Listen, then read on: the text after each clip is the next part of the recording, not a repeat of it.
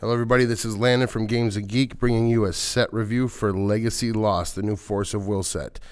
I'm very excited about this set. There's a lot of very exciting things to talk about in it, so I'm going to be going over each one of the cards one at a time here and talking about how, in my opinion anyways, this affects the current metagame for constructed play for New Frontiers only.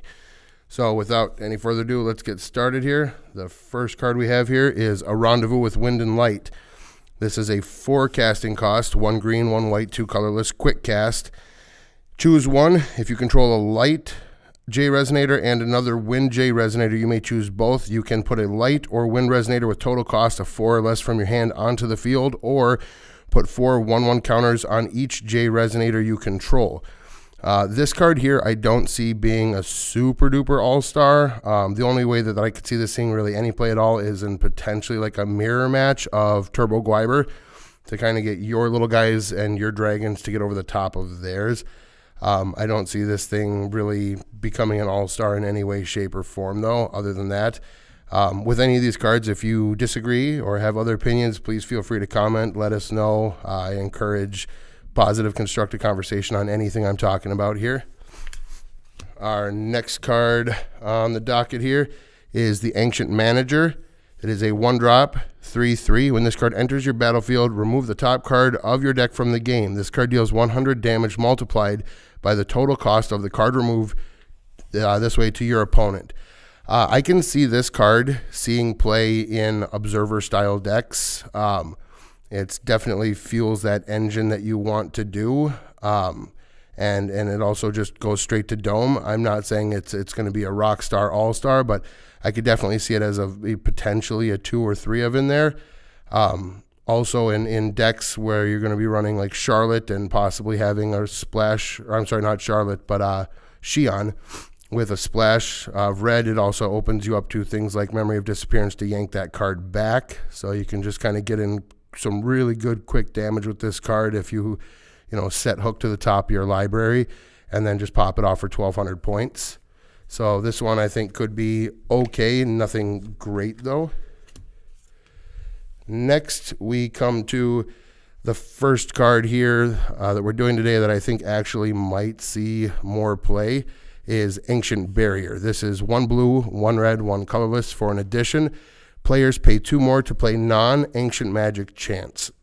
Now this guy here, at least in our current metagame at our shop, which we'll be streaming so you can check it out, is very full of space-time anomalies, water transformations and bows, things of that nature. So even just against counterspell matchups or those matchups, the ability to make them have to pay 2 more, for Seal of Wind and Light to have to cost 4 mana instead of 2, or for water transformation to be 3, it sets them back a really long ways. And playing this in decks like a Soul deck where everything you're going to be casting is either going to be a Resonator or an Ancient Magic spell and have no negative side effects on you, this guy here is I'm going to say probably a 2 to 3 of solid sideboard, if not 1 in the main in those style of decks. This is very good, I think. Next on the docket is All Hamet's Black Lightning. Now I will butcher some of these names, so please bear with me. This one is 2 black. This card cannot be canceled.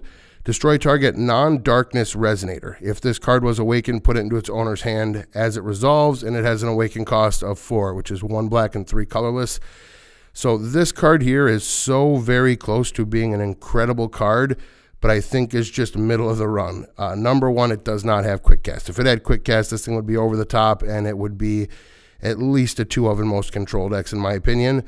The fact that it does not hit darkness resonators is also a fairly substantial drawback with how relevant and prevalent the stealth package is with Rizza and Melder. It doesn't hit either one of those guys. And the fact that the other decks that you're going to want to play it against, yeah, it can snipe off of a Gwyber if they get a turn, an early turn Gwyber, and you can cast this off. But against decks like Gwyber, you're probably never going to get to the point where you're actually able to pay its awakening cost, in which case there are just better options. And against other decks like Knights, any variant of Knight or any variant of quick aggro deck, the fact that it doesn't have quick cast kind of just eliminates it from the possibility. Like I said, there's just for that approximate cost range, there's just a lot of cards that are way better at what it does than it. But I could see this, as a sideboard in a controlling matchup where you maybe have a control v control and it's going really, really late game and you're more in the top deck mode type of a thing. And then this is just kind of like a recurring pick off a creature spell as like a 1 of in a sideboard, maybe a 2 of, depending on your current metagame and how things are going there. Next on the docket here, we have Altea's Elite. This is a 3-drop, 1 blue, 1 red, 1 colorless. This is a 200-1000. When this card enters your field, reveal the top 4 cards of your deck. You may put a chant from them into your hand and put the rest into your graveyard. So this card here is very interesting to me. I really, really like this in certain types of Soul builds. Soul is the new J Ruler, who we will be touching on later on here. The decks that you're going to run with him are going to have a lot of controlling things, a lot of burn spells, a lot of, mass creature bouncing spells, and you're going to want to stay alive long enough to get all of these things off. So with this, it's really nice because it replaces itself in your hand. It grabs you a chant that you can go ahead and cast off, and it could be, any one of a burn spell, etc., anything else. And the fact that its defense is 1,000 is fairly relevant. It sits on the board and it blocks really, really well. So it's kind of twofold. It's going to keep you alive a lot longer. It'll soak up a lot of damage, and then it'll also, get you that card you may need. I'm not by any means saying that this is going to be a 4 of or a play set, but I could easily see a 2 of in certain builds of the Soul Ruler. Next is the first card that I am very, very unsure on. We have Amit, the Beast of Gluttony. This is one of this is our first revealed Chimera creature. This is 1 black, 1 green, and 5 colorless for a 15/15. When it enters your field, destroy target resonator. If you do, you gain life equal to its defense. Now, this is either going to be something that is incredible or something that is terrible. So it's all going to depend on how relevant the Ninetales Ruler is. If he can get to where he's consistently throwing these guys out at a way earlier than on curve, this guy could be phenomenal. He's just way too huge. He's gaining your life. He's killing stuff. But outside of that deck, I don't see this guy ever seeing play anywhere. So this guy here, I'm going to go ahead and say is probably going to be a 3 or 4 of in your Ninetales deck if you're trying to build a Ninetales deck. If you're not trying to build a Ninetales deck, this guy shouldn't even be on your radar. If you have even a remotely healthy metagame at your store where people are actually, putting a little bit of money and a little bit of interest into their decks, you're probably never just going to be able to hard cast this guy at 7. Most decks should either have you to a point where they've got you pretty close to dead or have you to where they're just completely controlled, and by turn 7, you're just never going to be able to resolve this guy. But cheating him in with Ninetales, which we will touch on later in the ruler section, is a very strong possibility. So I'm very interested to see how that is going to play out. Right here, we have, I'm going to butcher this one, Amaterasu's Foresight. It is 1 white, 1 colorless. It is a quick cast. Prevent all damage that would be dealt by J Resonators this turn. So if you play Magic, this is the equivalency of Fog. I do not like this card at all, ever, in any deck, period. The main reason is, unlike the game Magic, where all creatures attack at the same time, you're swinging one at a time here. So with this, you're not even going to be able to get them to tap down all their guys, stop the damage, and then be able to alpha strike in for the win. This guy here, at most, you're either going to take a bunch of damage and then prevent the biggest one from attacking, or you're just going to cast it off at the beginning when they tap down their first attacker. So it's just really, really, really not a good card and really should not be in consideration for play anywhere, I don't think. Now we have Al-Hamat's Mage Knight. This is 1 blue, 1 colorless. It is a vanilla 5/7, meaning it has no abilities. This guy, again, like the last card, should never, ever see play anywhere. There's just, for the casting cost, there's just so many things that are better statted, that have better abilities, that impact the board greater. if you're ever building a deck and this guy's in your consideration because of what you're trying to build, you should make new considerations on what you're trying to build. This guy is just not good. Now we have Beast of the Holy Light. This is our first in a line of inheritance creatures that go with Faria, the new ruler. This is a 1-drop, 3/3. It has barrier against red and black, and the new inheritance mechanic. For those of you who don't know, inheritance mechanic. So this says 1 white, target J Resonator, gains +3/+3, and barrier red-black until end of turn. To do inheritance, you pay the inheritance cost, which for this card is 1 white, and you discard this card to play that ability. So you're basically turning a Resonator into a spell, into a chant that is targeting a creature to give it basically the abilities of this card.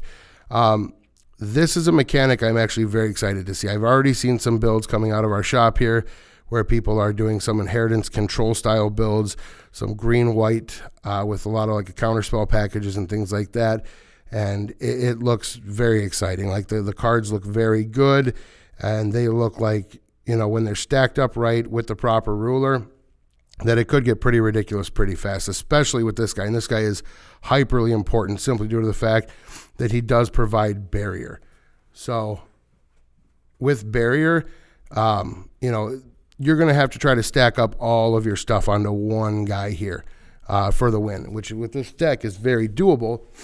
But if they're sitting with an Endless Night, or if they're sitting with any form of red or black burn or removal, it could put a pretty bad ending to your day. So if you're running an inheritance deck, never ever run this guy out just to get in an extra 300 points of damage. Always wait to get this guy off until you're ready to go for the Alpha Striker for the win, or until you know for sure that they're not going to have anything that is red or black and sneaky in their hand to try to kill your guy.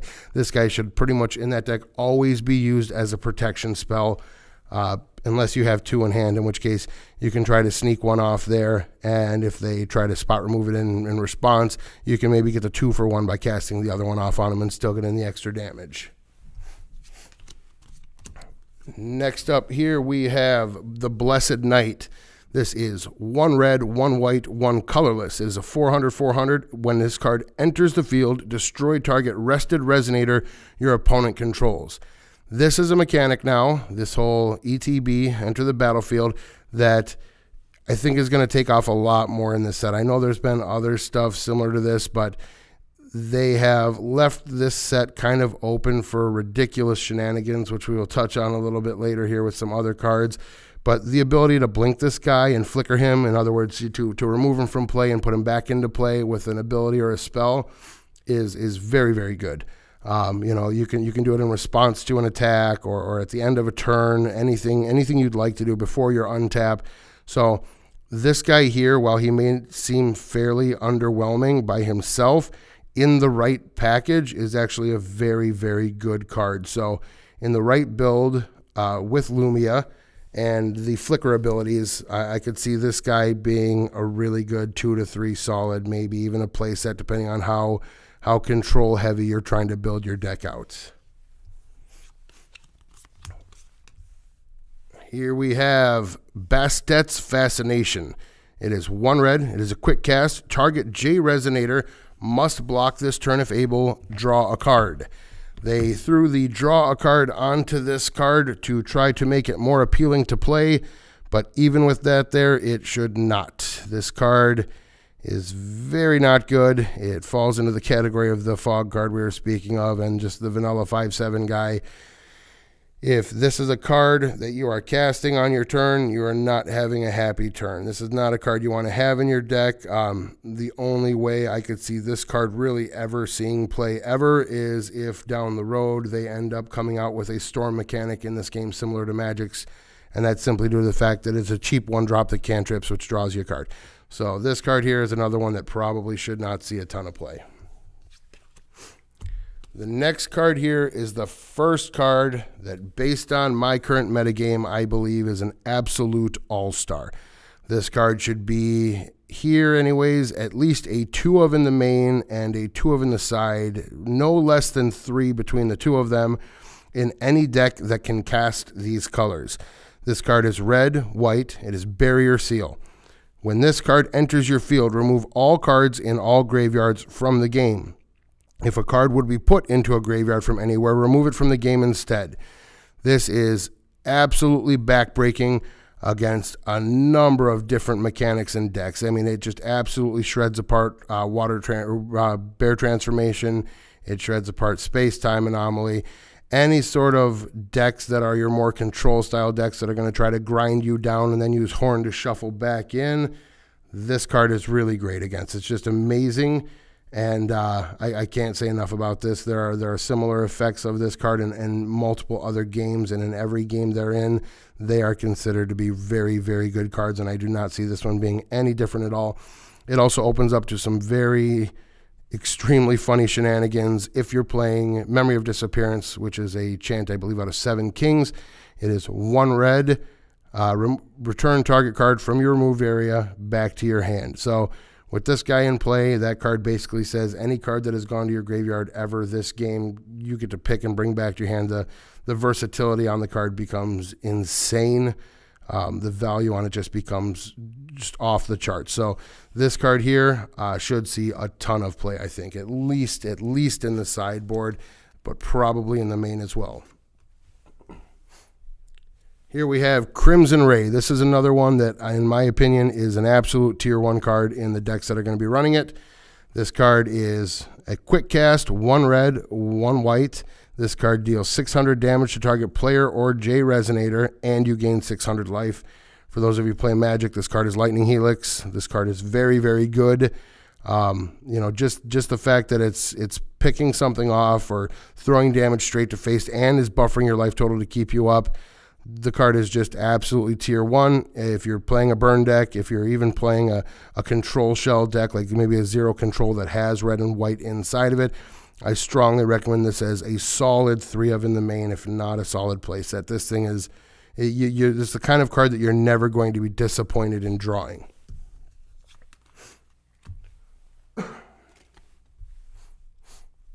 Now we have Conjure Time Bomb. This one is interesting. This is our first card that we're going to go over here that is producing tokens in this set. It is a 1 colorless, 1 red chant. Ancient Magic, so it fits into the Soul deck if you want it. Put a 1/1 Firebomb Resonator token that has, quote, at the beginning of your turn, banish this card. If you do, it deals 1,000 damage to your opponent and each J Resonator your opponents control, and it puts that onto your field. So if you can get this guy to drop off early against things like Turbo Gwyber, it will just absolutely ruin their day, as long as you have anything possible to kind of clean up the rest of, the 200 points of damage that you're going to need for Gwyber. But, in an Ancient Magic burn deck, you're probably going to. So this card is kind of interesting. It also has the Awaken ability of red, colorless, and it has this token gains at the end of your turn, banish this card. If you do, it deals that damage. So now you're not having to wait to, give your opponent that opportunity to draw into an answer for the creature and to kill it before your turn. It's the Awaken ability I'm not overly fascinated with, simply due to the fact that, if your opponent has an answer in hand, they're just going to use it on your turn before the end of your turn anyways most of the time. You have the slight chance that they could top deck something on their turn to deal with it, but if you're playing against a deck that's going to have answers for this creature, they're going to probably have a few of them. So this is also the very first card here that comes with Force of Will's token. It is a cool, amazing flip token. It has 2 different sides, 2 different arts. Both do the same thing, so you can have your preference, or actually I believe, no, one of these is the Awakened version. Yeah, that's it. So these tokens, however, are not hyperly common. I actually thought they would be when we first started opening, but I'm noticing that we are seeing about 1 of each of the 3 different types of tokens in each booster box. So, they're going to be tougher to get their hands on. Some of them will be cheaper, like this one will be cheaper. There's a Fantasy and an Elf token. I think those will be a little bit more. I think the Elf will be quite valuable, actually, simply due to the fact that the players are going to want it. They're going to be your Gwyber players, and they're going to want to have, 6, 7, 8 of them. But anyways, this token goes with it. It's very cool. Thank you to the Force of Will company for providing the players with the tokens and actually doing a really good job making them flip tokens and everything. That's really cool of you guys. Next, we have Cataclysm Spirit. It is a 1 blue, 1 red, 6/6. Banish this card, put 2 mana counters on target J-Ruler. This guy is, depending on how you're trying to win the game with Soul or with Mars or anybody else that's using the mana counters, you really want to have, you want to get the mana counters on, but it's depending on how many Ancient Magic spells you're trying to cast off. Now, there are a lot of Ancient Magic spells in this set, so this guy is probably not too terrible. You can drop him down early. You can maybe even get in an attack or 2 with him. And then once their board gets too cluttered up, or once they try to use just a piece of spot removal on it to get it out of the way, you can just sack it away to get the mana counters to use on spells. So it's not a bad card. It's good in the deck that uses it, which, like I said, is the Soul deck. Depending on how much room and depending on what you're trying to do in your Soul deck, I mean, I probably would not play a full play set of these. But 2, maybe 3, maybe 1, whatever you can fit into there. It's probably never going to be a bad thing for the deck. So